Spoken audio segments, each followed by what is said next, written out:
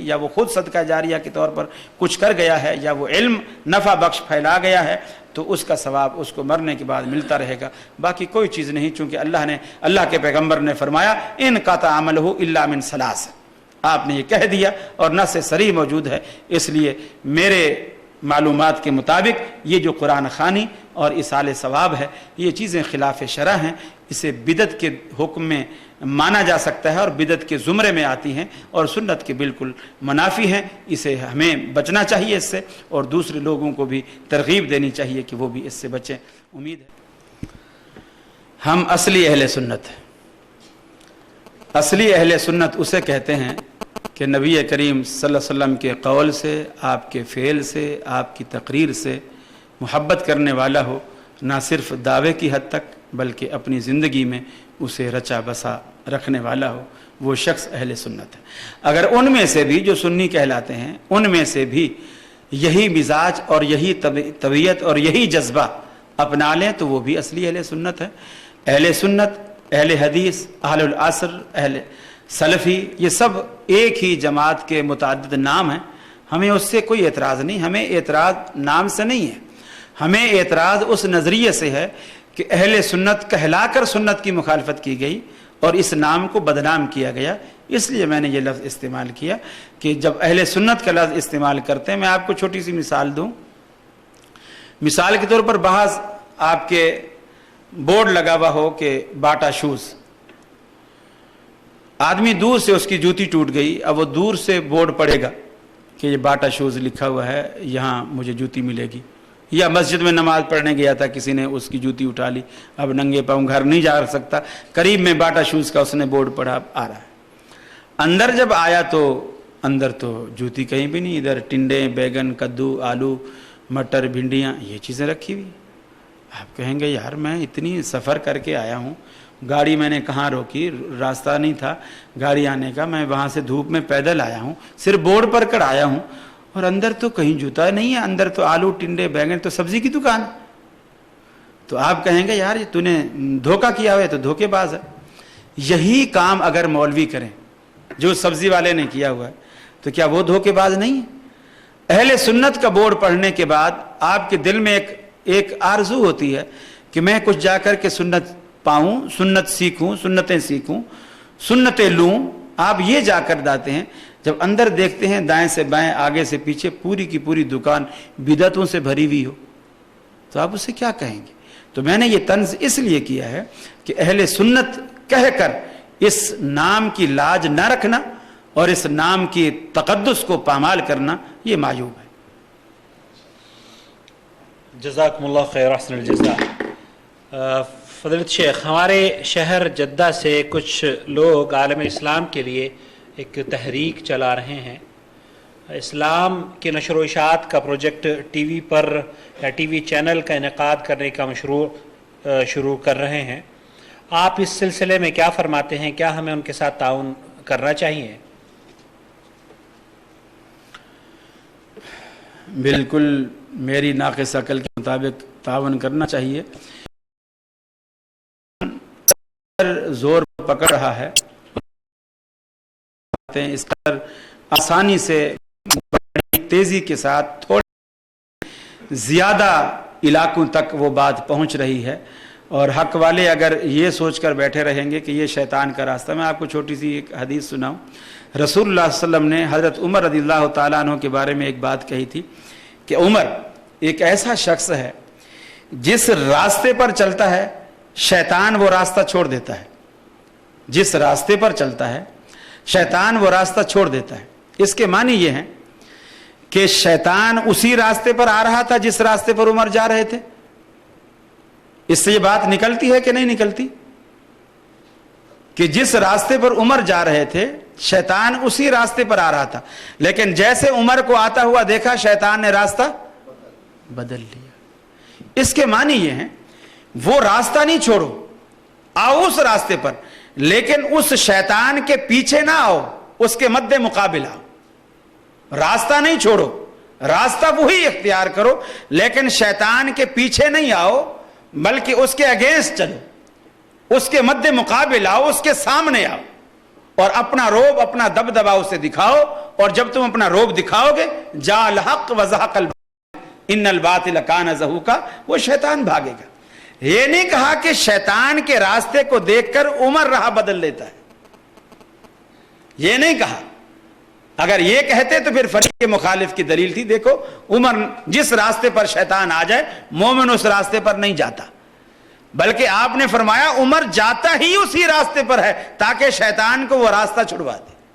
آپ یہ کہیں یہ چینلز ہیں ہی ہمارے، اللہ نے یہ نعمتیں رکھی ہمارے لیے ہیں تاکہ شیطان یہاں سے بھاگ جائے۔ اب شیطان دندنا رہا ہے، اہل حق آگے آئیں گے۔ اور میں نے شاید پچھلی نشست میں جو عبداللہ بن باز حال میں ہوا تھا، میں نے کافی تفصیل سے بات کی تھی۔ اب یہ پروگرام بھی چونکہ کھڑے کھڑے ہو رہا ہے، وہ ذرا بیٹھے بیٹھے تھا، تھوڑا سا تھک بھی گیا ہوں، میں اس لیے زیادہ ڈیٹیل تو نہیں کر سکتا۔ البتہ اسلام کا مزاج یہ رہا ہے کہ جس بھی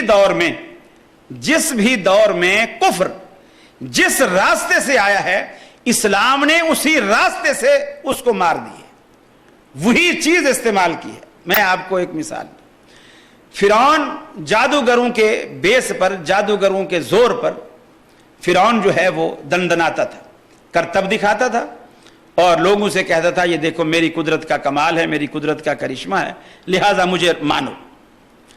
اللہ رب العالمین نے اس کے مقابلے میں موسیٰ علیہ السلام کو بھیجا۔ اب جب موسیٰ علیہ السلام کو بھیجا، حالانکہ موسیٰ علیہ السلام کے پاس اور بھی معجزے تھے، ید بیضا ہے، آپ ہاتھ ڈالتے اور اس کو نکالتے تو بالکل سورج کی طرح روشن ہوتا، یہ بھی معجزات تھے۔ آپ کے پاس ایک ایسی لاٹھی تھی، اس کو پتھر پہ مارتے، فانفجرت من حسنتا عشرۃ عینا، اس سے پانی کے چشمے جاری ہو پڑتے۔ وہی لاٹھی آپ نے دریا پہ ماری تو دریا میں فوج کے لیے راستے بن گئے، پانی ادھر ادھر پہاڑوں کی شکل میں کھڑا ہو گیا۔ لیکن چونکہ فرعون کی دربار میں فرعونیوں نے جو اپنے کرتب دکھائے وہ یہ تھے کہ انہوں نے رسیاں ڈالی اور لوگوں کی نظر پر یہ دھوکہ کیا کہ وہ سانپ نظر آئے، اور جو مجمع وہاں دیکھ رہا تھا ان کو ایسا لگا کہ یہ سانپ پھر رہے ہیں۔ اب اللہ رب العالمین نے یہ نہیں کہا جادو حرام ہے، کفر ہے، یہ وہ ہے، میں پیغمبر کو اس طرح کا مقابلہ نہیں کرنے دوں گا، کفر کے مقابلے میں پیغمبر آئے، ایسا نہیں۔ یا اللہ نے موسیٰ علیہ السلام سے کہا کہ اب ان کو کہہ دو تم جادوگر ہو، کافر ہو، لہذا تمہاری کوئی دلیل نہیں مانی جائے، نہیں۔ اللہ نے موسیٰ علیہ السلام کو ان جادوگروں کے مقابلے میں ویسی ہی چیز دی۔ انہوں نے رسیاں ڈال کر سانپ بنایا، موسیٰ علیہ السلام نے لاٹھی ڈال کر سانپ بنا دی۔ چیز وہی، جیسی چیز وہ لائے ہیں ویسی چیز پیغمبر علیہ السلام پیش کر رہا ہے۔ اب موسیٰ علیہ السلام کا ڈنڈا ذرا بڑا تھا، سانپ ذرا تکڑا بن گیا۔ پھر موسیٰ علیہ السلام کو اللہ کی تائید حاصل تھی، اس لیے بھی تکڑا بن گیا اور ان کے سانپوں کو سارا کھانے لگ گیا۔ اب وہ سارے جادوگروں نے جب دیکھا کہ یہ اگر جادو ہوتا تو کم از کم ہماری رسیوں کو کھاتا نہیں، یہ جو کھا گیا ہے یہ جادو نہیں، یہ کوئی اصلی چیز ہے۔ سارے کے سارے جادوگر سجدے میں گر گئے اور موسیٰ علیہ السلام پر ایمان لے آئے۔ کب؟ جب موسیٰ علیہ السلام نے ویسا ہی ہتھیار ان کو پیش کیا جیسی چیز وہ لائے تھے۔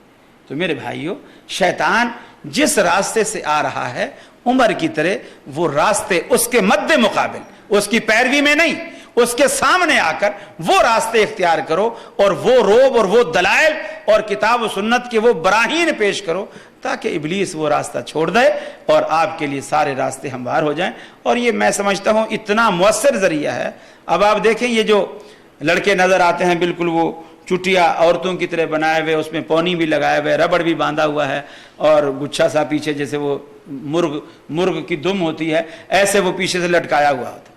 اب اگر خطیب ایک ممبر پر کھڑا ہو کر ان کو خطبے میں 10 دن بھی کہتا رہے نا میاں یہ حرام ہے اور یہ عورتوں کی مشابہت ہے، اللہ کے رسول نے مردوں کو لعنت کی ہے جو عورتوں کی مشابہت کرے، ان عورتوں کو لعنت کی ہے جو مردوں کی مشابہت کریں، لوگ کہتے ہیں مولویوں کی عادت ہے، مولویوں کی عادت ہے، ایسے کہتے رہتے ہیں۔ اب یہ جو چٹیا بنائی ہوئی ہے یہ کہاں سے سیکھے؟ یہ ان چینلوں سے سیکھے جو دیکھتے ہیں یہ اتنا مؤثر ہے۔ وہ یہ نہیں دیکھتے میں عربی ہوں، میں عجمی ہوں، میں یمنی ہوں، میں مصری ہوں، یہ انگریز کا کلچر ہے، نہیں، چونکہ ٹی وی میں آیا ہے، چونکہ ٹی وی میں آ رہا ہے لہٰذا یہ کوئی ورائٹی ہے, یہ کوئی چیز ہے. یعنی لوگوں کے ہاں دلیل یہ بن چکی ہے کہ جو چیز ٹی وی میں آ جائے وہ اتھینٹک ہے. بے شمار باتیں لوگ کرتے ہیں, ارے میاں یہ تو قرآن حدیث میں نہیں ہے. ارے میاں پرسوں ٹی وی پہ میں نے خطاب سنا ہے مولوی صاحب کا, یہ ٹی وی پہ ایسے کوئی ایرے خیرے تھوڑی آ جاتے ہیں, بڑے بڑے وہ علامہ فہامہ ہوتے ہیں, بڑی سندیں ہوتی ہیں ان کے پاس, اور ٹی وی والے چھان بین کر کے ایک تکڑا آدمی لاتے ہیں. تو ایسے اب ایک صاحب کہنے لگے جی حضرت بلال رضی اللہ تعالیٰ عنہ نے ایک دفعہ اذان نہیں دی تھی تو سورج ہی نہیں نکلا تھا. میں نے کہا یار یہ کہاں لکھا؟ قوالی شریف میں ہے, پرسوں میں نے خود ٹی وی پہ سنی ہے, قوالی شریف میں ہے, میں نے خود ٹی وی پر سنی ہے. وہ خود کہہ رہا تھا حضرت بلال نے جو اذان سحر نہ دی, قدرت خدا کی دیکھو نہ مطلق سحر ہوئی. اب وہ دلیل کیا ہے؟ قرآن حدیث کچھ نہیں, ٹی وی میں آیا ہے. اور قوال شریف جو تھے وہ کہہ رہے تھے قوالی شریف کے اندر, لہذا یہ اتھینٹک ہے. میرے بھائیو ان کا توڑ آپ اسی چیز سے, وہ خرافات لا رہے ہیں, آپ کتاب و سنت کے براہین ان کو پیش کریں. وہ شرک پھیلا رہے ہیں, آپ توحید کے پرچم گاڑیں, اللہ اور اس کے رسول کا نام بلند کریں, اور رسول اللہ صلی اللہ علیہ وسلم کی سنتوں کی تعلیم کو آپ عام کریں. اسی طرح آپ اس پہ آ کر پردے کی تعلیم دیں, نماز کی تعلیم دیں, روزے کی تعلیم دیں. اور ایک تھوڑے سے وقت میں, ابھی آپ دیکھیں میں نے اب میرا خیال ہے کوئی 1.5 گھنٹہ تو شاید ہو گیا ہوگا بات کی ہے, آپ جو حال میں محدود افراد بیٹھے ہیں صرف یہی لوگ اس کو سن رہے ہیں. اگر یہی بات میں ٹی وی پہ کر رہا ہوتا پوری دنیا اتنے ہی وقت میں پوری دنیا اس بات کو سنتی. تو یہ ایک بڑا مؤثر ذریعہ ہے. میں سمجھتا ہوں مشین بذات خود نہ اچھی ہوتی ہے نہ بری ہوتی ہے, یہ ساری چیزیں مباح ہیں. آپ اس کو کیسے استعمال کرتے ہیں؟ میں نے پچھلے حال میں پروگرام میں مثال دی تھی, جیسے ڈاکٹر کے ہاتھ میں بھی ایک نشتر ہوتا ہے, ڈاکو کے ہاتھ میں بھی نشتر ہوتا ہے. ڈاکو بھی نشتر مار کے پیٹ پھاڑ دیتا ہے اور جیب خالی کر کے چلا جاتا ہے. ڈاکٹر بھی نشتر مار کے پیٹ پھاڑتا ہے اور جیب خالی کر لیتا ہے. لاکھوں روپے لگتے ہیں آپریشن پر, لاکھوں روپے آپریشن پہ لگتے ہیں, لیکن ڈاکٹر کو آپ دعائیں دیتے ہیں. اس نے لاکھ روپیہ بھی لیا, پیٹ بھی پھاڑا, خون بھی اتنا سارا نکالا, پھر جب آپ اچھے بھلے ہو کر گھر آ جاتے ہیں آپ کہتے ہیں یار اس ڈاکٹر کو تو اللہ نے میرے لیے فرشتہ بنا کر بھیجا, مجھے تو نئی زندگی مل گئی. اب نشتر دونوں کے پاس میں ہے, لیکن دونوں کے عزائم میں فرق ہے.